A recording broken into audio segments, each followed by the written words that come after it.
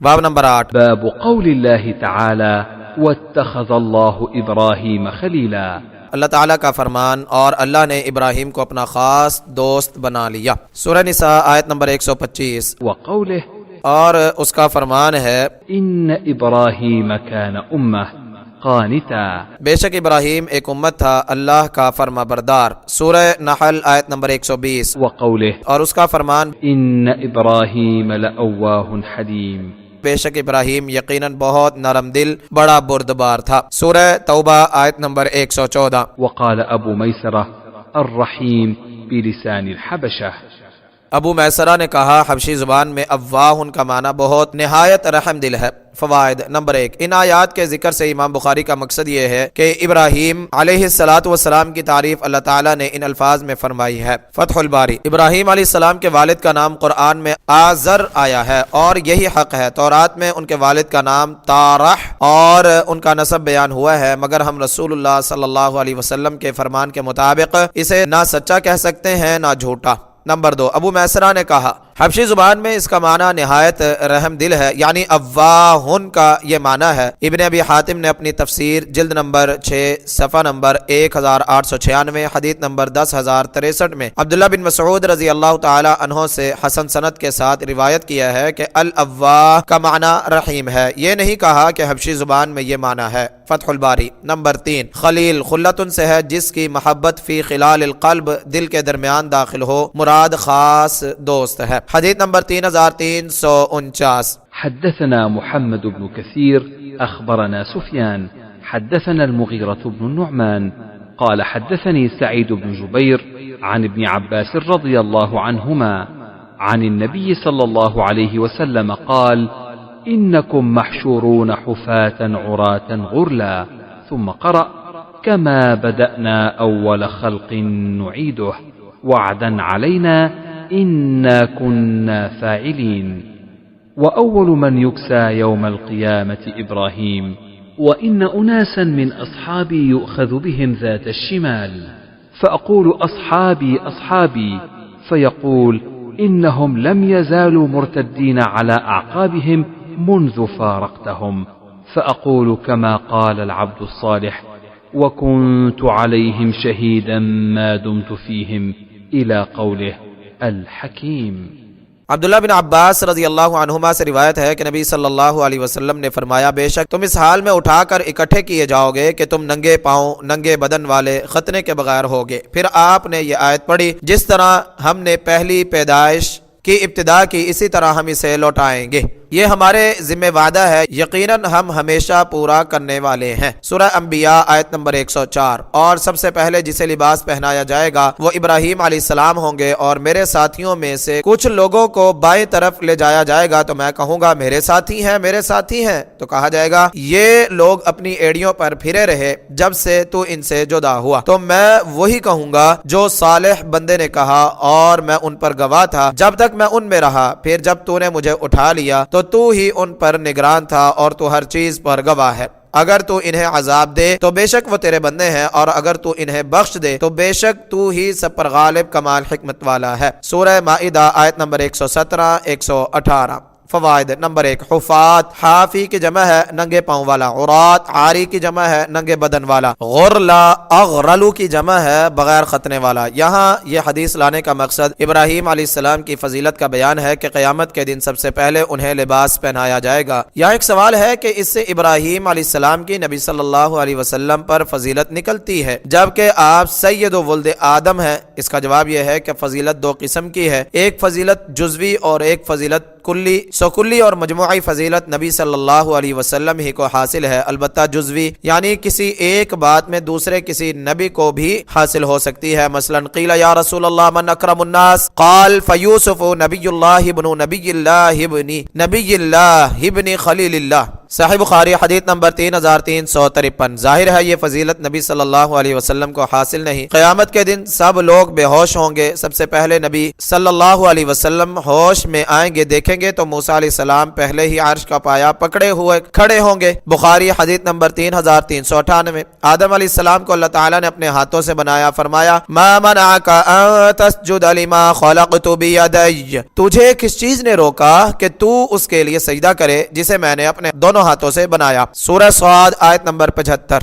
غرض اس طرح بعض انبیاء کو کسی ایک بات میں فضیلت حاصل ہو سکتی ہے، مگر مجموعی اور کلی فضیلت نبی صلی اللہ علیہ وسلم کو حاصل ہے، جیسا کہ بہت سی احادیث سے یہ بات ثابت ہے۔ نمبر 2، اہل علم نے ابراہیم علیہ السلام کی اس خصوصیت کی حکمت یہ بیان کی ہے کہ انہیں آگ میں ننگا پھینکا گیا، جس کی جزا اللہ تعالیٰ نے سب سے پہلے لباس پہنانے کی صورت میں عطا فرمائی۔ فتح الباری۔ نمبر 3، حافظ رحمہ اللہ نے کہا ابراہیم علیہ السلام کو اس کے علاوہ بہت سی اولیات حاصل ہیں، جیسا کہ وہ سب سے پہلے شخص ہیں جنہوں نے مہمان نوازی کی اور مونچھیں کتری اور ختنہ کیا اور سفید بال دیکھے وغیرہ، اور میں نے اس کے دلائل اپنی کتاب اقامت الدلائل علی معرفت الاوائل میں ذکر کیے ہیں۔ فتح الباری۔ مگر دلیل دیکھے بغیر یہ یقین مشکل ہے کہ ان سے پہلے کوئی کسی کی مہمان نوازی نہیں کرتا تھا، واللہ اعلم۔ اس حدیث کے کچھ فوائد حدیث نمبر 6526 میں ذکر ہوں گے انشاءاللہ تعالی۔ نمبر 4، یہ حدیث کئی وجہوں سے اس بات کی واضح دلیل ہے کہ رسول اللہ صلی اللہ علیہ وسلم عالم الغیب نہیں تھے۔ آپ کو غیب کی جو بات وحی کے ذریعے سے بتائی جاتی تھی وہ آپ جانتے تھے، جو نہیں بتائی جاتی تھی وہ نہیں جانتے تھے۔ نمبر 1، سب سے پہلے تو آپ صلی اللہ علیہ وسلم کا حشر کے میدان میں اپنی امت کے لوگوں کو وضو کے نشانات سے پہچاننا اس بات کی واضح دلیل ہے کہ آپ عالم الغیب نہیں تھے۔ عالم الغیب کسی چیز کو جاننے کے لیے نشانیوں کا محتاج نہیں ہوتا۔ نمبر 2، جب آپ صلی اللہ علیہ وسلم کی امت کے کچھ لوگوں کو بائیں طرف لے جایا جائے گا تو آپ فرمائیں گے اصحابی اصحابی، اس سے صاف ظاہر ہے کہ آپ اپنے بعد ان کے ارتداد سے واقف نہیں ہوں گے۔ نمبر 3، آپ صلی اللہ علیہ وسلم کے اصحابی اصحابی کہنے پر فرشتے کہیں گے انک لا تدری ما احدثوا بعدک، آپ اس پر یہ نہیں فرمائیں گے کہ میں کیوں نہیں جانتا، مجھے تو سارے ما کان و ما یکون کا علم ہے، بلکہ آپ وہ الفاظ کہیں گے جو عیسیٰ علیہ السلام نے اللہ تعالیٰ کے اس سوال کے جواب میں کہے تھے اانت قلت للناس اتخذونی و امی الہین من دون اللہ، کیا تو نے لوگوں سے کہا تھا کہ مجھے اور میری ماں کو اللہ کے سوا معبود بنا لو؟ سورہ مائدہ آیت نمبر 116۔ نمبر 4، آپ صلی اللہ علیہ وسلم کا وہ بات کہنا جو عیسیٰ علیہ السلام نے کہی تھی وَكُنْتُ عَلَيْهِمْ شَهِيدًا مَا دُمْتُ فِيهِمْ فَلَمَّا تَوَفَّيْتَنِي كُنْتَ أَنْتَ الرَّقِيبَ عَلَيْهِمْ وَأَنْتَ عَلَى كُلِّ شَيْءٍ شَهِيدٌ، اور میں ان پر گواہ تھا جب تک ان میں رہا، پھر جب تو نے مجھے اٹھا لیا تو تو ہی ان پر نگران تھا اور تو ہر چیز پر گواہ ہے۔ سورہ مائدہ آیت نمبر 117۔ یہ اس بات کی صریح دلیل ہے کہ وفات کے بعد رسول اللہ صلی اللہ علیہ وسلم کو مرتدین کے کرتوتوں کا علم نہیں ہوگا۔ حدیث نمبر 3350۔ حدثنا إسماعيل بن عبد الله قال أخبرني أخي عبد الحميد عن ابن أبي ذئب عن سعيد المقبوري عن أبي هريرة رضي الله عنه عن النبي صلى الله عليه وسلم قال يلقى إبراهيم أباه آزر يوم القيامة وعلى وجه آزر قترة وغبرة فيقول له إبراهيم ألم أقل لك لا تعصني؟ فيقول أبوه فاليوم لا أعصيك. فيقول إبراهيم يا رب إنك وعدتني ألا تخزيني يوم يبعثون، فأي خزي أخزى من أبي الأبعد؟ فيقول الله تعالى إني حرمت الجنة على الكافرين. ثم يقال يا إبراهيم ما تحت رجليك؟ فينظر فإذا هو بذيخ ملتطخ فيؤخذ بقوائمه فيلقى في النار. ابو ہریرہ رضی اللہ تعالیٰ عنہ نبی صلی اللہ علیہ وسلم سے بیان کرتے ہیں کہ آپ نے فرمایا ابراہیم علیہ السلام قیامت کے دن اپنے باپ آزر سے ملیں گے، آزر کے چہرے پر سیاہی اور غبار ہوگا۔ ابراہیم علیہ السلام اس سے کہیں گے میں نے تم سے کہا نہ تھا کہ میری نافرمانی نہ کرو؟ ان کا باپ یعنی ان سے کہے گا اب میں تمہاری نافرمانی نہیں کروں گا۔ ابراہیم علیہ السلام کہیں گے اے میرے رب تو نے مجھ سے وعدہ کیا تھا کہ جب لوگ اٹھائے جائیں گے تو مجھے رسوا نہیں کرے گا، اب میرے ہلاک ہونے والے باپ سے بڑھ کر کیا رسوائی ہوگی؟ اللہ تعالیٰ فرمائے گا میں نے جنت کو کافروں پر حرام کر دیا ہے۔ پھر کہا جائے گا ابراہیم تیرے پاؤں کے نیچے کیا ہے؟ وہ دیکھیں گے تو اچانک گندگی میں لتڑا ہوا ایک بجو ہوگا، تو اسے اس کی ٹانگوں سے پکڑ کر آگ میں ڈال دیا جائے گا۔ فوائد: نمبر 1، بذیخ ملتطخ، با جا رہا ہے ذیخ نر بجو جس پر بال بہت زیادہ ہوں، ملتطخ لتڑا ہوا، لت پت، کس چیز میں؟ خون میں یا مٹی یا گندگی میں؟ حافظ رحمہ اللہ نے حدیث نمبر 4769 کی شرح میں لکھا ہے کہ ابراہیم بن طہمان کی روایت میں ہے فَيَنْظُرُ فَإِذَا زِيخٌ مُتَلَطِّخٌ فِي نَتْنِهِ، یعنی ابراہیم علیہ السلام دیکھیں گے تو ایک بجو ہوگا جو اپنی گندگی میں لت پت ہوگا۔ نمبر 2، حدیث کا مطلب یہ ہے کہ ابراہیم علیہ السلام اپنے باپ کی شفاعت یہ کہہ کر کریں گے کہ یا اللہ تو نے مجھ سے وعدہ کیا ہے کہ مجھے قیامت کے دن رسوا نہیں کرے گا، اب اگر میرا باپ جہنم میں ہو تو جو اسے دیکھے گا کہے گا یہ ابراہیم کا والد ہے، اس سے بڑھ کر میری ذلت کیا ہوگی؟ اس پر اللہ تعالیٰ ان کے والد کی شکل بدل کر نجاست میں لتھڑے ہوئے بجو کی کر کے اسے جہنم میں پھینک دیں گے۔ اس سے اللہ کا قانون بھی قائم رہے گا کہ اس نے کفار پر جنت حرام کر دی اور ابراہیم علیہ السلام کی رسوائی بھی نہیں ہوگی، کیونکہ جہنم میں جو اسے دیکھے گا اسے ایک بجو نظر آئے گا، کسی کو معلوم ہی نہیں ہو سکے گا کہ یہ ابراہیم علیہ السلام کا والد ہے، نہ ہی کسی صورت ابراہیم علیہ السلام کی رسوائی ہوگی۔ نمبر 3، اس حدیث سے اللہ تعالیٰ کے ہاں ابراہیم علیہ السلام کا مقام و مرتبہ واضح ہوتا ہے کہ اسے اپنے خلیل کی رسوائی کسی صورت منظور نہیں۔ ابراہیم علیہ السلام جس بات میں اپنی رسوائی محسوس کریں گے اللہ تعالیٰ ایسا بندوبست کریں گے کہ انہیں رسوائی کا احساس ہی پیدا نہ ہو۔ نمبر 4، اس حدیث سے یہ بھی معلوم ہوا کہ اگر کوئی شخص کفر پر مرا تو اسے اس کے بیٹے کا بلند مرتبہ ہونا اسے جہنم سے نہیں بچا سکے گا۔ نوح علیہ السلام کے بیٹے کو دیکھ لے، البتہ اللہ تعالیٰ اہل ایمان کو رسوائی سے بچا لے گا۔ حدیث نمبر 3351۔ حدثنا يحيى بن سليمان قال حدثني ابن وهب قال أخبرني عمرو أن بكيرا حدثه عن كريب مولى ابن عباس عن ابن عباس رضي الله عنهما قال دخل النبي صلى الله عليه وسلم البيت وجد فيه صورة إبراهيم وصورة مريم فقال أما لهم فقد سمعوا أن الملائكة لا تدخل بيتا فيه صورة هذا إبراهيم مصور فما له يستقسم۔ عبداللہ بن عباس رضی اللہ عنہما سے روایت ہے کہ نبی صلی اللہ علیہ وسلم بیت اللہ کے اندر گئے تو اس میں ابراہیم علیہ السلام کی تصویر اور مریم علیہ السلام کی تصویر دیکھی، فرمایا رہے یہ لوگ تو یقیناً یہ سن چکے ہیں کہ فرشتے اس گھر میں نہیں جاتے جس میں کوئی تصویر ہو، یہ ابراہیم علیہ السلام کی تصویر ہے تو انہیں کیا ضرورت تھی کہ تیروں کے ساتھ قسمت معلوم کرتے؟ فائدہ، اس کی شرح حدیث نمبر 1601 میں گزر چکی ہے۔ حدیث نمبر 3352۔ حدثنا إبراهيم بن موسى أخبرنا هشام عن معمر عن أيوب عن عكرمة عن ابن عباس رضي الله عنهما أن النبي صلى الله عليه وسلم لما رأى الصور في البيت لم يدخل حتى أمر بها فمحيت، ورأى إبراهيم وإسماعيل عليهما السلام بأيديهما الأزلام فقال قاتلهم الله والله إن استقسما بالأزلام قط۔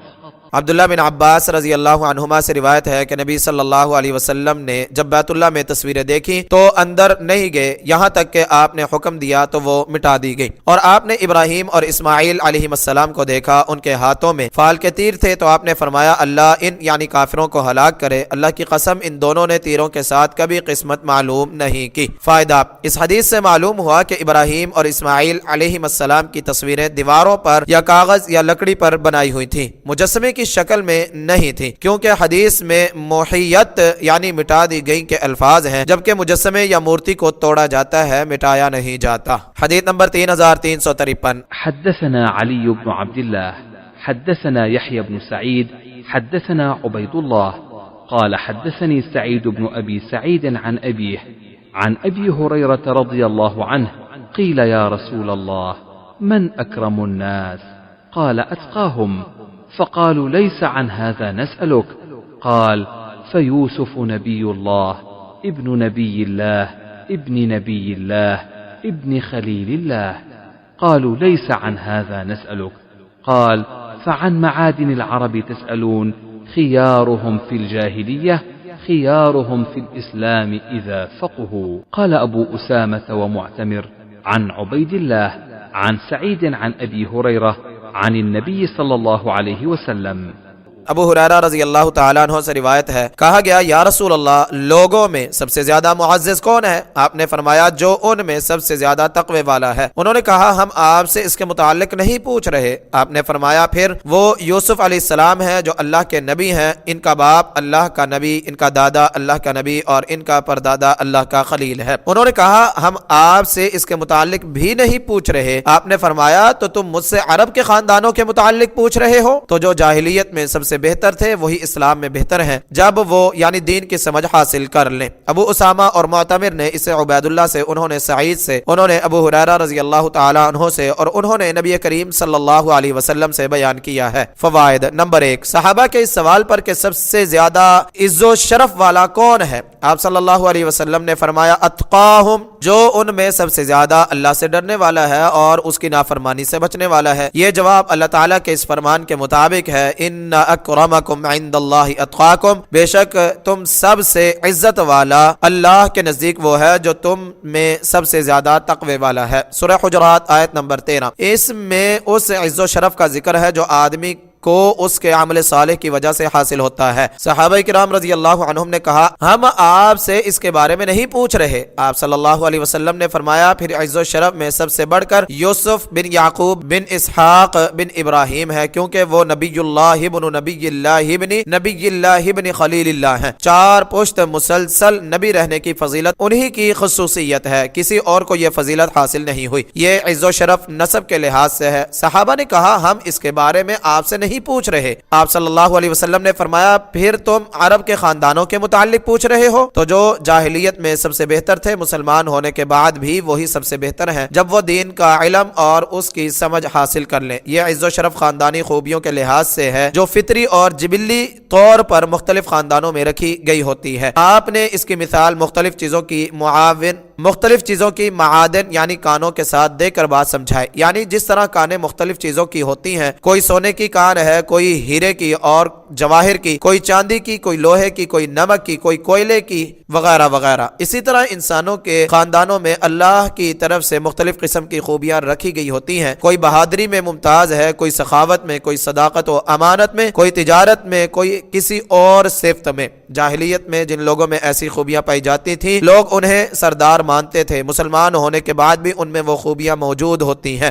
ان کے ساتھ دین کا علم اور سمجھ بھی جمع ہو جاتے ہیں تو سونے پر سہاگا کی طرح ان کے اوصاف حمیدہ اور زیادہ چمک جاتے ہیں۔ اس لیے اسلام لانے کے بعد بھی وہی عز و شرف میں سب سے بڑھ کر ہوتے ہیں۔ جیسے قریش جاہلیت میں اپنے اوصاف کی وجہ سے لوگوں کے سردار تھے، اسلام کے بعد بھی ان اوصاف کے ساتھ دین کی سمجھ حاصل کرنے کی وجہ سے وہی لوگوں کے سردار بنے۔ نمبر 2، خیارہم، خیار خیر کی جمع ہے جو اصل میں اسم تفضیل اخیارو تھا، سب سے بہتر۔ اس کے مقابلے میں جو جاہلیت میں عز و شرف میں کم مرتبہ تھے وہ اسلام میں بھی ایسے ہی رہیں گے، الا یہ کہ کوئی شخص علم و عمل میں ممتاز ہو جائے تو ان اکرمکم عند اللہ اتقاکم کے مطابق عز و شرف میں بلند مرتبہ ہو جائے گا۔ اسی طرح اگر کوئی شخص کسی معزز خاندان کا فرد ہے مگر علم و عمل سے بے بہرہ ہے تو محض اونچے خاندان سے ہونے کا اسے کچھ فائدہ نہ ہوگا، نہ ہی اسے عز و شرف میں سے کچھ حاصل ہوگا۔ نمبر 3، امام بخاری نے ابو اسامہ اور معتمر سے جو سند بیان کی ہے اس کا پہلی سند سے فرق یہ ہے کہ پہلی سند میں سعید نے اپنے والد سے، انہوں نے ابو ہریرہ رضی اللہ عنہ سے حدیث بیان کی ہے۔ دوسری سند میں سعید نے خود ابو ہریرہ رضی اللہ تعالی عنہ سے روایت کی ہے، اپنے والد کا واسطہ حذف کر دیا ہے۔ مطلب یہ ہے کہ سعید نے یہ روایت اپنے والد کے واسطے سے بھی بیان کی ہے اور واسطے کے بغیر خود ابو ہریرہ رضی اللہ تعالی عنہ سے بھی بیان کی ہے۔ دونوں روایتیں صحیح ہیں کیونکہ سعید نے خود بھی ابو ہریرہ رضی اللہ تعالی عنہ سے سنا ہے۔ حدیث نمبر 3354۔ حدثنا مؤمل حدثنا اسماعیل حدثنا عوف حدثنا ابو رجاء حدثنا سمرة قال قال رسول الله صلى الله عليه وسلم أتاني الليلة آتيان فأتينا على رجل طويل لا أكاد أرى رأسه طولا وإنه إبراهيم صلى الله عليه وسلم۔ سمرہ بن جندب رضی اللہ تعالیٰ عنہ سے روایت ہے کہ رسول اللہ صلی اللہ علیہ وسلم نے فرمایا آج رات میرے پاس 2 آنے والے آئے تو ہم ایک لمبے آدمی کے پاس آئے جس کی لمبائی کی وجہ سے قریب نہ تھا کہ میں اس کا سر دیکھوں اور وہ ابراہیم علیہ السلام تھے۔ فائدہ، یہ ایک لمبی حدیث کا ٹکڑا ہے جس میں رسول اللہ صلی اللہ علیہ وسلم نے اپنا ایک خواب بیان فرمایا جس میں جبریل اور میکائیل علیہ السلام نے آپ کو بہت لوگ اور چیزیں دکھائیں اور آخر میں بتایا کہ وہ کون لوگ اور کیا کیا چیزیں تھیں۔ امام صاحب نے باب کی مناسبت سے یہاں ان میں سے ابراہیم علیہ السلام والا حصہ بیان کیا ہے۔ اس کی کچھ شرح حدیث نمبر 1386 میں گزر چکی ہے، مزید کتاب التعبیر حدیث نمبر 7047 میں آئے گی انشاءاللہ العزیز۔ حدیث نمبر 3355۔ حدثني بيان بن عمرو حدثنا النضر أخبرنا ابن عون عن مجاهد أنه سمع ابن عباس رضي الله عنهما وذكروا له الدجال بين عينيه مكتوب كافر أو كفر، قال لم أسمعه ولكنه قال أما إبراهيم فانظروا إلى صاحبكم وأما موسى فجعد آدم على جمل أحمر مخطوم بخلبة كأني أنظر إليه انحدر في الوادي۔ مجاہد سے روایت ہے کہ انہوں نے عبداللہ بن عباس رضی اللہ عنہما سے سنا جب لوگوں نے ان کے پاس دجال کا ذکر کیا کہ اس کی آنکھوں کے درمیان لکھا ہوا ہے کافر یا کافر، انہوں نے کہا میں نے آپ صلی اللہ علیہ وسلم سے یہ نہیں سنا، لیکن آپ نے فرمایا ابراہیم کو دیکھنا ہے تو اپنے صاحب کو یعنی مجھے دیکھ لو، اور موسیٰ گھٹے ہوئے مضبوط بدن والے گندمی رنگ سرخ اونٹ پر سوار جس کی مہار کھجور کی چھال تھی، گویا میں انہیں پہاڑی نالے میں اترتے ہوئے دیکھ رہا ہوں۔ فوائد نمبر 1، عبداللہ بن عباس رضی اللہ عنہما کی مجلس میں دجال کا ذکر ہوا کہ اس کی آنکھوں کے درمیان کافر یا کافر لکھا ہوا ہے۔ انہوں نے کہا میں نے نبی صلی اللہ علیہ وسلم سے یہ نہیں سنا، البتہ ابراہیم اور موسیٰ علیہ السلام کے متعلق یہ حدیث سنی ہے۔ صحیح بخاری حدیث نمبر 7131 میں انس رضی اللہ تعالیٰ عنہ سے مروی ہے کہ رسول اللہ صلی اللہ علیہ وسلم نے فرمایا ان بین عینیہ مکتوب کافر، دجال کی آنکھوں کے درمیان کافر لکھا ہوا ہے۔ نمبر 2، یہ حدیث یہاں لانے سے مقصود یہ الفاظ ہیں ابراہیم کو دیکھنا ہے تو اپنے صاحب کو دیکھ لو، مطلب یہ کہ نبی صلی اللہ علیہ وسلم کی شکل و صورت اپنے جد امجد ابراہیم علیہ السلام سے ملتی جلتی تھی، البتہ ابراہیم علیہ السلام کا قد آپ سے بہت اونچا تھا جیسا کہ اس سے پہلی حدیث میں گزرا ہے۔ نمبر 3، جعد کا معنی گھنگریالے بالوں والا بھی ہے اور مضبوط گھٹے ہوئے بدن والا بھی، یہاں دوسرا معنی ہی صحیح ہے کیونکہ موسیٰ علیہ السلام کے متعلق صحیح بخاری حدیث نمبر 3394 میں آیا ہے قال رسول اللہ صلی اللہ علیہ وسلم لیلۃ اسری بی رأیت موسیٰ واذا رجل ضرب رجل، رسول اللہ صلی اللہ علیہ وسلم نے فرمایا کہ معراج کی رات میں نے موسیٰ علیہ السلام کو دیکھا کہ ہلکے پھلکے سیدھے بالوں والے آدمی ہیں۔ حدیث نمبر 3356۔ حدثنا قتيبة بن سعيد حدثنا مغيرة بن عبد الرحمن القرشي عن أبي الزناد عن الأعرج عن أبي هريرة رضي الله عنه قال قال رسول الله صلى الله عليه وسلم اختتن إبراهيم عليه السلام وهو ابن 80 سنة بالقدوم۔ حدثنا أبو اليمان أخبرنا شعيب حدثنا أبو الزناد بالقدوم مخففة، تابعه عبد الرحمن بن إسحاق عن أبي الزناد، تابعه عجلان عن أبي هريرة، ورواه محمد بن عمرو عن أبي سلمة۔ ابو ہریرہ رضی اللہ تعالی عنہ سے روایت ہے کہ رسول اللہ صلی اللہ علیہ وسلم نے فرمایا ابراہیم علیہ السلام نے تیشے کے ساتھ اپنا ختنہ کیا جب وہ 80 سال کے تھے۔ ہمیں ابو الیمان نے بیان کیا کہ ہمیں شعیب نے بیان کیا کہ ہمیں ابو الزناد نے بیان کیا اور القدوم کو تشدید کے بغیر پڑھا۔ ابو الزناد سے بیان کرنے میں عبد الرحمن بن اسحاق نے مغیرہ بن عبد الرحمن کی متابعت کی، اور ابو ہریرہ رضی اللہ تعالی عنہ سے بیان کرنے میں عجلان نے اعرج کی متابعت کی، اور محمد بن عمر نے اسے ابو سلمہ سے یعنی انہوں نے ابو ہریرہ رضی اللہ تعالی عنہ سے روایت کیا ہے۔ فائدہ، قدوم کی دال کو تشدید کے ساتھ بھی پڑھا گیا ہے اور تخفیف کے ساتھ یعنی تشدید کے بغیر بھی۔ اس بات میں اختلاف ہے کہ یہاں قدوم سے کیا مراد ہے، کیونکہ قدوم دال کی تشدید اور تخفیف کے ساتھ شام کی ایک بستی کا نام ہے، اور قدوم تشدید کے بغیر ترخان کے آلے کو کہتے ہیں۔ عربی لغت کی کتابوں میں اس لفظ کے تحت تیشے اور کلہاڑے دونوں کی تصویر بنی ہوئی ہے۔ غالب گمان تیشہ ہی ہے کیونکہ وہ زیادہ تیز اور باریک دھار والا ہوتا ہے۔ پہلے معنی کے مطابق مطلب یہ ہے کہ انہوں نے 80 سال کی عمر میں قدوم نامی بستی میں خود اپنا ختنہ کیا۔ دونوں باتیں جمع بھی ہو سکتی ہیں کہ انہوں نے قدوم بستی میں تیشے کے ساتھ خود اپنا ختنہ کر لیا ہو۔ حافظ رحمہ اللہ نے کہا اس حدیث میں راجح اعلیٰ یعنی تیشہ ہی ہے۔ اس کی دلیل کے طور پر انہوں نے ابو یعلا جلد نمبر 8 صفحہ نمبر 293 حدیث نمبر 5981 کے حوالے سے علی بن رباح کا قول ذکر کیا ہے۔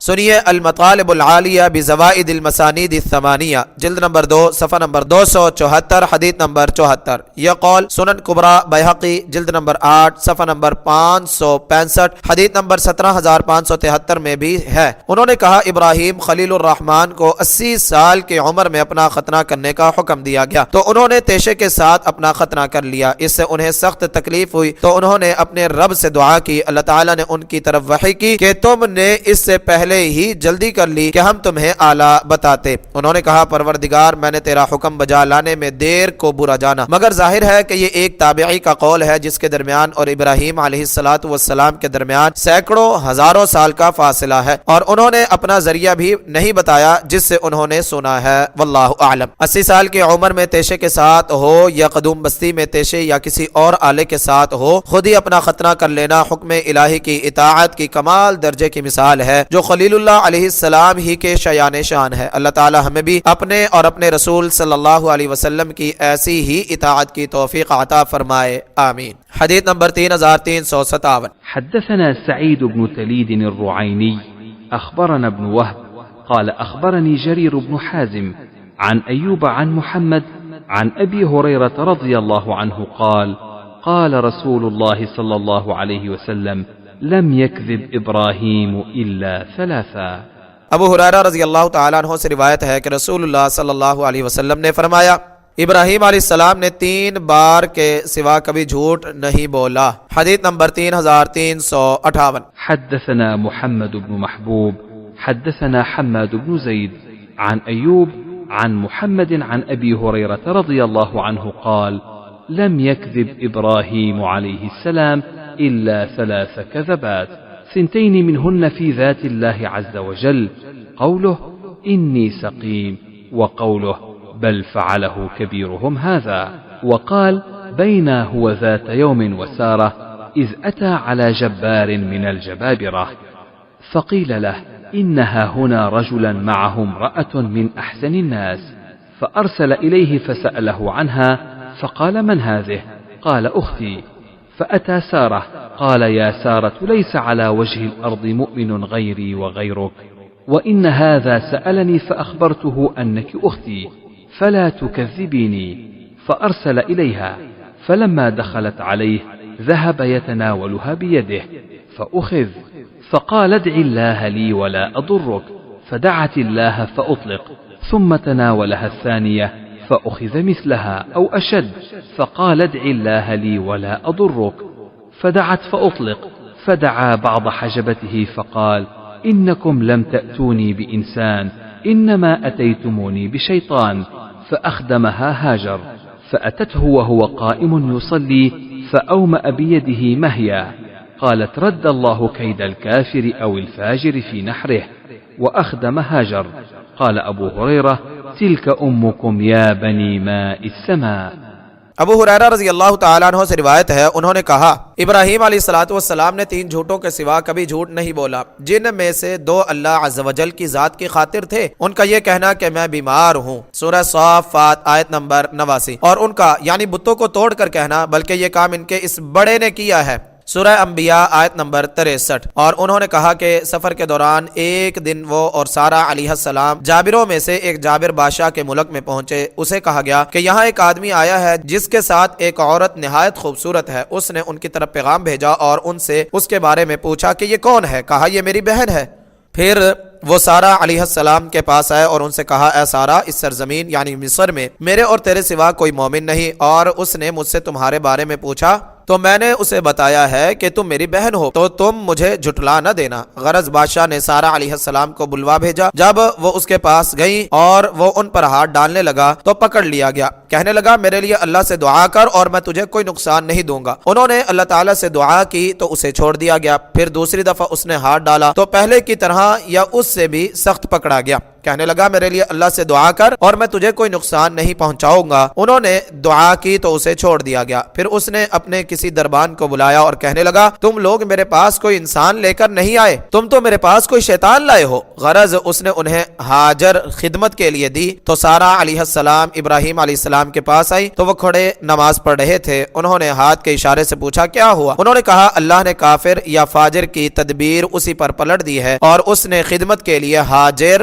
دے دی۔ ابو ہریرہ رضی اللہ تعالی عنہ نے کہا اے آسمان کے پانی والو یہ تمہاری ماں ہے۔ فوائد نمبر 1، تفسیر القرآن الکریم میں سورہ انبیاء کی آیت نمبر 63 کی تفسیر میں لکھا ہے بعض لوگوں نے اس حدیث میں ابراہیم علیہ السلام کے 3 جھوٹوں کے ذکر کی وجہ سے اس حدیث کا انکار ہی کر دیا کہ ایک صدیق نبی جھوٹ کیسے بول سکتا ہے۔ ایک روشن خیال بزرگ نے تو امام بخاری اور تمام ائمہ حدیث کے ساتھ اس حدیث کو صحیح کہنے والے حضرات کے متعلق یہاں تک لکھ دیا ہے۔ ایک گروہ روایت پرستی میں غلو کر کے اس حد تک پہنچ جاتا ہے کہ اسے بخاری و مسلم کے چند راویوں کی صداقت زیادہ عزیز ہے اور اس بات کی پرواہ نہیں کہ اس سے ایک نبی پر جھوٹ کا الزام عائد ہوتا ہے۔ ان بزرگوں نے یہ سوچا ہی نہیں کہ اس حدیث کے روایت کرنے والے ائمہ کرام یعنی بخاری، عمر بن حفص، ان کے والد سلیمان الاعمش، ابراہیم نخعی، علقمہ اور عبداللہ بن مسعود رضی اللہ تعالی عنہ کی صداقت کو عزیز نہ رکھنے کا نتیجہ کیا ہوگا؟ جب ان کی صداقت ہی عزیز نہ رہی تو امت کے اتفاق کے ساتھ اصح الکتب بعد کتاب اللہ اور دوسری کتب حدیث کی کیا حیثیت رہ جاتی ہے اور امت کے پاس باقی کیا رہ جاتا ہے؟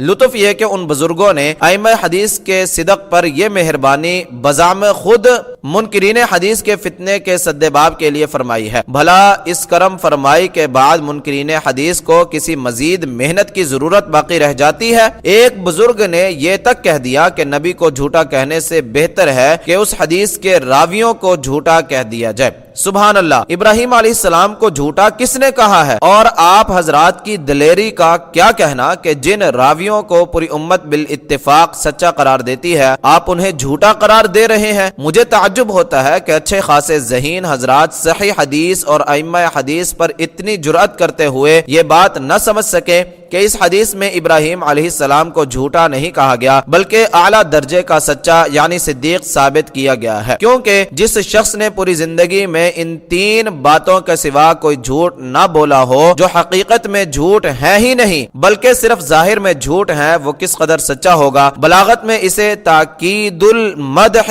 بما یشبہ الذم کہا جاتا ہے، یعنی ایسی تعریف جو بظاہر مذمت ہو، جیسا کہ ایک شاعر نے کہا ہے ولا عیب فیہم غیر ان سیوفہم بہن فلول من قراع الکتائب، یعنی ان میں سے اس کے سوا کوئی عیب نہیں کہ ان کی تلواروں میں لشکروں کو کھٹکھٹانے کی وجہ سے دندانے پڑے ہوئے ہیں۔ ظاہر ہے کہ دشمنوں کے مقابلے کی وجہ سے تلواروں میں دندانے پڑ جانا کوئی عیب نہیں، تو جن کا عیب یہ ہے ان کی خوبیوں کا حال کیا ہوگا؟ اب آپ ان تینوں واقعات پر غور کریں۔ وہ لوگ ابراہیم علیہ السلام سے پوچھتے ہیں کہ اے ابراہیم کیا ہمارے معبودوں کے ساتھ تو نے یہ کام کیا ہے؟ وہ کہتے ہیں بلکہ ان کے اس بڑے نے یہ کام کیا ہے۔ بلکہ کا معنی یہی ہے کہ میں نے نہیں کیا، حالانکہ ابراہیم کو خوب معلوم تھا کہ انہوں نے ہی یہ کام کیا ہے۔ یہ بظاہر صاف جھوٹ ہے مگر حقیقت میں یہ ایک تدبیر تھی جس کے ذریعے سے وہ ان کے منہ سے اقرار کروانا چاہتے تھے کہ بت بول نہیں سکتے، نفع نقصان کا مالک ہونے کا تو سوال ہی پیدا نہیں ہوتا۔ مشرکین بھی ابراہیم کے مقصد کو سمجھ رہے تھے اور ان کے پاس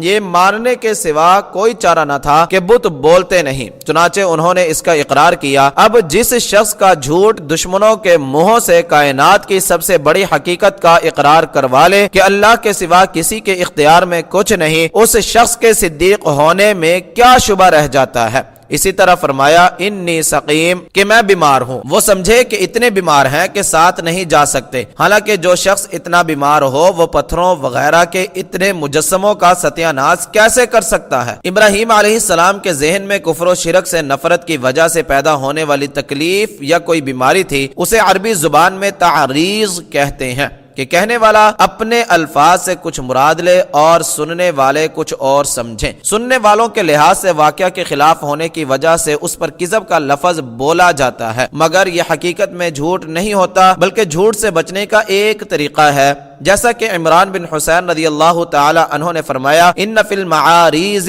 لمندوحۃ عن الکاذب، بے شک معاریض میں کذب سے بچنے کی گنجائش ہے۔ الادب المفرد حدیث نمبر 857۔ اسی طرح سارہ علیہ السلام کو بہن کہنا بظاہر واقعہ کے خلاف تھا، مگر انہیں بہن کہتے وقت اپنی مراد ابراہیم علیہ السلام نے خود بیان فرما دی، جو بالکل درست ہے۔ ان دونوں واقعوں میں ابراہیم علیہ السلام نے تعریض سے کام لیا ہے۔ غور کیجئے وہ حدیث جس میں مذکور ہے کہ ابراہیم علیہ السلام نے ساری زندگی میں ان تین کے سوا کوئی جھوٹ نہیں بولا، ابراہیم علیہ السلام کو سچا ثابت کر رہی ہے یا جھوٹا؟ چلے مان ہی لیں کہ اس حدیث میں ابراہیم علیہ السلام کا 3 دفعہ جھوٹ بولنا واقعی بیان ہوا ہے، پھر بھی اس میں ابراہیم علیہ السلام پر کوئی گناہ لازم نہیں آتا اور نہ ان کا جھوٹا ہونا لازم آتا ہے، کیونکہ وہ حالت جنگ میں تھے اور جنگ میں جھوٹ بولنا جائز ہے۔ رسول اللہ صلی اللہ علیہ وسلم نے فرمایا الحرب خدعہ، جنگ دھوکے کا نام ہے۔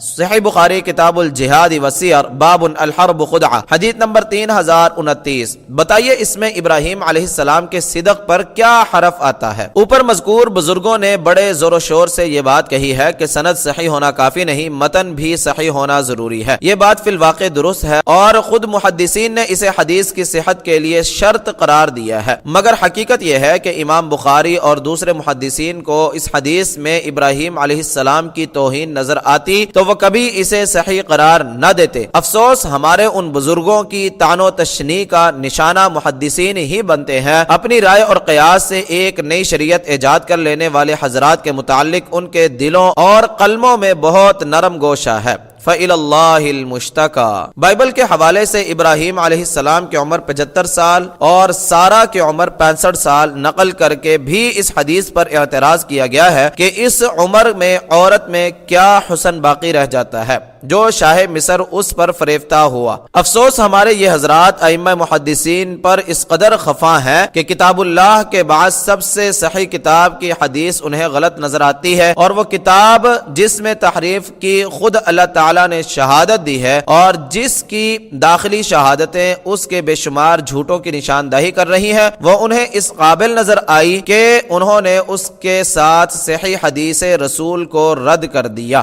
انا للہ و انا الیہ راجعون۔ یہاں ایک اشکال باقی رہ جاتا ہے کہ صحیح بخاری میں مذکور حدیث شفاعت میں ہے کہ لوگ جب ابراہیم علیہ السلام کے پاس شفاعت کی درخواست لے کر جائیں گے تو وہ اپنے 3 کذبات کا ذکر کر کے شفاعت سے عذر کر دیں گے۔ اگر یہ جھوٹ نہیں تو ابراہیم علیہ السلام شفاعت سے معذوری کیوں ظاہر کریں گے؟ اہل علم نے اس کا جواب یہ دیا ہے کہ اللہ تعالیٰ نے ابراہیم علیہ السلام کو جو مرتبہ عطا فرمایا تھا، ان کے خیال کے مطابق اس کا تقاضا یہ تھا کہ وہ ان موقعوں پر بھی تعریض کے بجائے صاف کہتے کہ ہاں میں نے بت توڑے ہیں، اور مشرکین کے عید پر جانے سے بیماری کے عذر کے بجائے صاف لفظوں میں انکار کر دیتے کہ میں نہیں جاتا۔ اسی طرح جبار مصر کے سامنے صاف کہہ دیتے کہ سارہ میری بیوی ہے، پھر جو آزمائش آتی اس پر صبر کرتے، جس طرح دوسری بہت سی آزمائشوں پر انہوں نے صبر کیا، اور اللہ تعالیٰ نے انہیں امامت کے رتبے پر سرفراز فرمایا۔ اپنے اس عمل کو اپنے آپ پر اللہ تعالیٰ کی بے شمار نعمتوں کے مقابلے میں کمتر سمجھ کر وہ شفاعت سے معذوری ظاہر کریں گے۔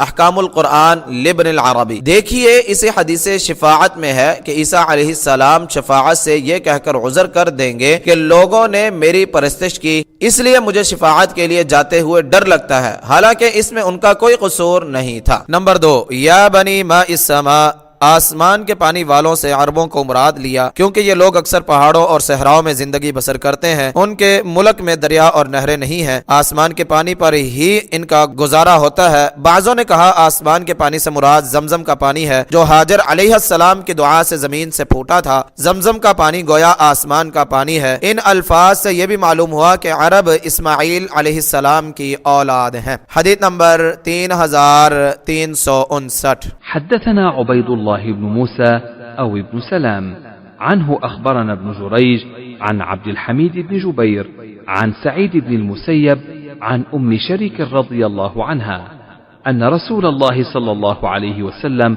أمر بقتل الوزغ وقال كان ينفخ على إبراهيم عليه السلام۔ شریک رضی اللہ عنہا سے روایت ہے کہ رسول اللہ صلی اللہ علیہ وسلم نے چھپکلی کو مار دینے کا حکم دیا اور فرمایا وہ ابراہیم علیہ السلام پر پھونکے مارتی تھی۔ فائدہ، اس کی شرح کے لیے حدیث نمبر 3307 سنیں۔ مسند احمد حدیث نمبر 25827 میں نافع رحمہ اللہ سے مروی ہے کہ ایک عورت عائشہ رضی اللہ عنہا کے پاس آئی، دیکھا تو ایک نیزہ کھڑا کر کے رکھا ہوا تھا۔ اس نے پوچھا یہ کیا ہے؟ انہوں نے کہا ہم اس کے ساتھ چھپکلیوں کو مارتے ہیں۔ پھر انہوں نے رسول اللہ صلی اللہ علیہ وسلم سے بیان کیا کہ آپ نے فرمایا ان ابراہیم لما القی فی النار جعلت الدواب كلها تطفئ عنه الا الوزغ فانه جعل ينفخها علیہ۔ جب ابراہیم علیہ السلام کو آگ میں ڈالا گیا تو جتنے جانور تھے سب اسے بجھانے لگ گئے سوائے چھپکلی کے کہ وہ اسے ان پر پھونکوں کے ساتھ بھڑکاتی تھی۔ مسند احمد کے محقق نے لکھا ہے حدیث صحیح رجالہ ثقات رجال الشیخین، حدیث نمبر 3360۔ حدثنا عمر بن حفص بن غياث حدثنا أبي حدثنا الأعمش قال حدثني إبراهيم عن علقمة عن عبد الله رضي الله عنه قال لما نزلت الذين آمنوا ولم يلبسوا إيمانهم بظلم قلنا يا رسول الله أينا لا يظلم نفسه قال ليس كما تقولون لم يلبسوا إيمانهم بظلم بشرك أولم تسمعوا إلى قول لقمان لابنه يا بني لا تشرك بالله إن الشرك لظلم عظيم۔ عبداللہ بن مسعود رضی اللہ تعالی عنہ نے کہا کہ جب یہ آیت اتری وہ لوگ جو ایمان لائے اور انہوں نے اپنے ایمان کو ظلم کے ساتھ نہیں ملایا، سورہ انعام آیت نمبر 82، تو ہم نے کہا یا رسول اللہ ہم میں سے کون ہے جو اپنی جان پر ظلم نہیں کرتا؟ آپ نے فرمایا بات وہ نہیں جو تم کہہ رہے ہو، اپنے ایمان کو ظلم کے ساتھ نہیں ملایا کا مطلب یہ ہے کہ شرک کے ساتھ نہیں ملایا۔ کیا تم نے لقمان کی اپنے بیٹے سے بات نہیں سنی؟ اے پیارے بیٹے اللہ کے ساتھ شرک نہ کرنا، بے شک شرک بہت بڑا ظلم ہے، سورہ لقمان آیت نمبر 13۔ فائدہ، اس کی شرح حدیث نمبر 32 میں گزر چکی ہے۔ یہاں اس حدیث کو لانے کا مقصد یہ ہے کہ سورہ انعام میں اللہ تعالیٰ نے ابراہیم علیہ السلام کے اپنی قوم کو ستارے، چاند اور سورج کی پرستش کا باطل ہونا ایسے طریقے سے سمجھایا کہ وہ لاجواب ہو گئے اور جھگڑنے لگے۔ اس وقت ابراہیم علیہ السلام نے اپنے قوم سے جو گفتگو کی اس کے آخر میں یہ آیت ہے الذین آمنوا ولم یلبسوا ایمانہم بظلم، سورہ انعام آیت نمبر 82، جس پر ابراہیم علیہ السلام نے اپنی گفتگو ختم کی۔ نبی صلی اللہ علیہ وسلم کے صحابہ کو اس آیت کا مطلب سمجھنے میں غلطی لگی تو آپ صلی اللہ علیہ وسلم نے دوسری آیت کے ساتھ اس کا مطلب سمجھا دیا۔